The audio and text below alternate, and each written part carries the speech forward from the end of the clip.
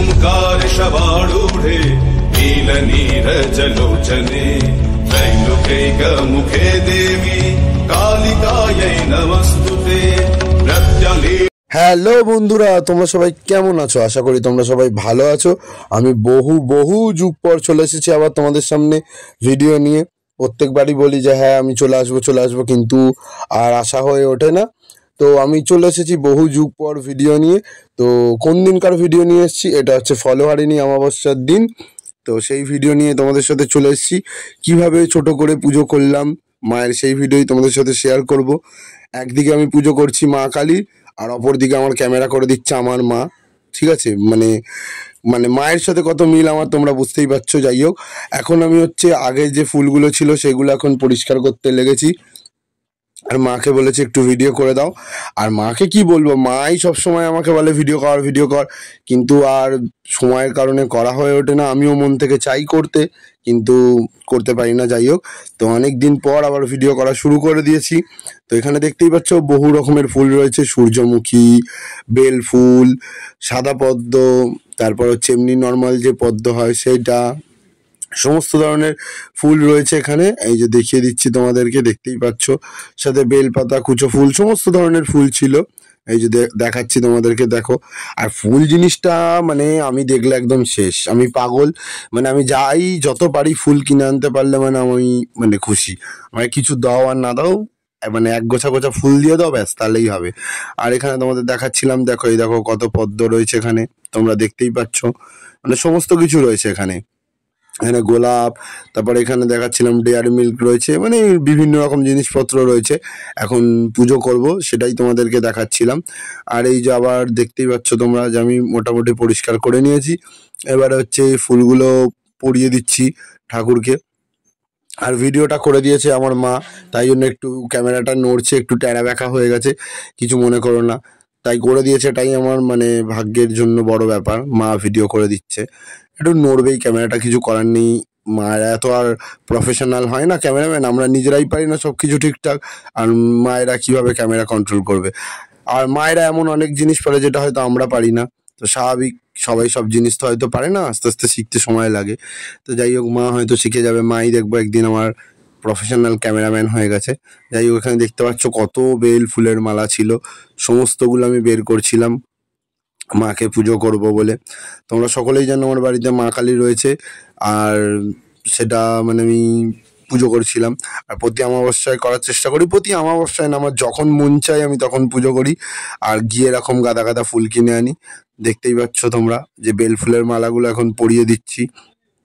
আর এটা ছিল ফলোয়ারিণী অমাবস্যার দিন। তো সকলেই জানো এখানে মানে কোনো এক রকমের ফল দেওয়া হয়, যেটা এক বছর খেতে পারে না, মানে যে ফলটা উৎসর্গ করে মায়ের কাছে। তো আমি এবছর লিচু দিয়েছিলাম, যেটা আমি এমনিও খাই না। যাই হোক, তাই জন্য আমি দিয়েছিলাম। তো আমি ওটা এখন খাবো না, আমি এমনিও লিচু খাই না, সেই ভেবেই দিয়েছি। মানে মা কালী ভাববে আমি কত চালাক, যেটা আমি খাই না সেটাই দিয়েছি। যাই হোক, তো লিচু দিয়ে দিয়েছি। তোমরা কে কি ফল দিলে, কিভাবে পুজো করলে, অবশ্যই কিন্তু আমাকে কমেন্ট বক্সে জানিও। আর কে কি ফল দিলে সেটাও আমাকে জানিও। আর তোমরা সকলেই জানো যে ফলোয়ারিণী অমাবস্যায় ফলটাই মেন। আর ফল বলতে এটা তো নামমাত্র এই ফলটা দেওয়া, আদতে তো ফল বলতে মানে আমাদের জীবনের সমস্ত কর্মফলকেই বোঝায়।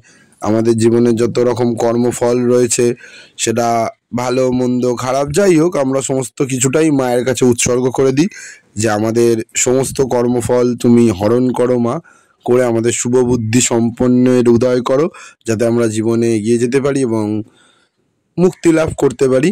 এটাই হচ্ছে মেন ফলোয়ারিণী অমাবস্যার মেন উদ্দেশ্য আর কি, আমি যতদূর জানি।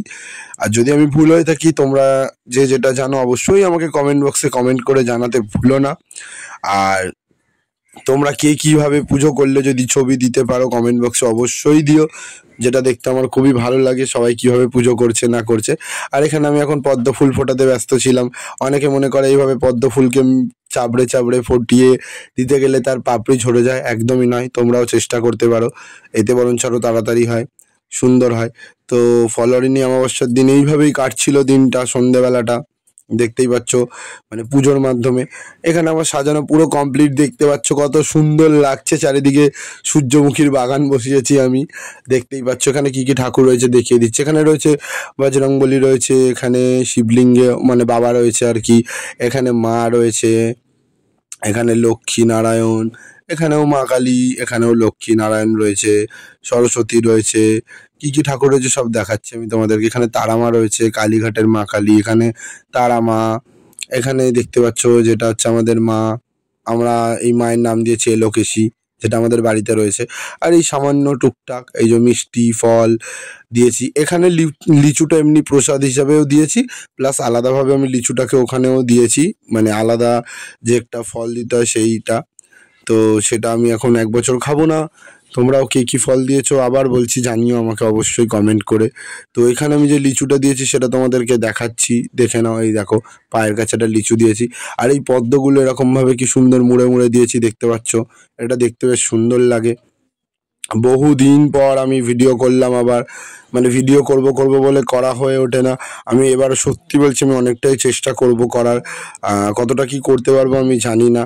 তো তোমরা অবশ্যই আমার সঙ্গে থেকো, পাশে থেকো, আর ভিডিও দেখতে থেকো, আর আগের মতোই আবার সাপোর্ট করো।